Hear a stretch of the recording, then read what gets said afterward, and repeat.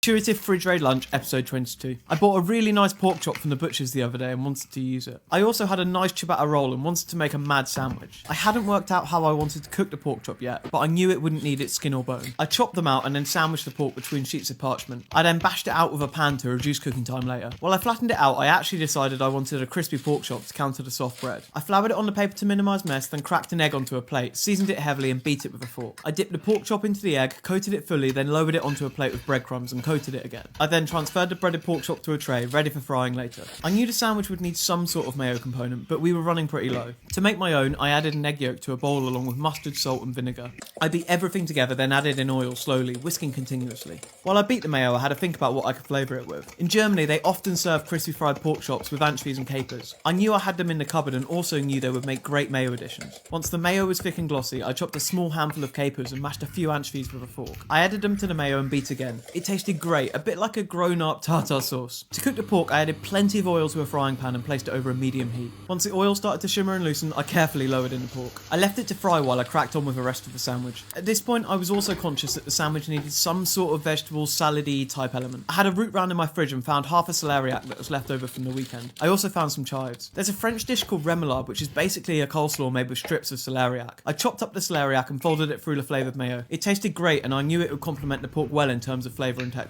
I chopped up the chives and folded them through too. I returned to the pork, flipped it and continued to fry it on the other side. While the pork got golden, I cut a ciabatta into two and tossed it under a hot grill to toast a bit. Once the pork was ready, I transferred it to a cooling rack set over a tray, checked its temperature just in case and seasoned it with salt. To construct the sandwich, I spooned some of the celeriac mayo over the bottom of the bread, then cut up the pork. It was crispy, juicy and really benefited from not having any other flavourings in it. The pork flavour alone was more than enough. I added the slices to the sandwich, spooned over more of the celeriac mayo and cut the sandwich in half. I ate the whole thing and spent the next 2 hours in a carb coma.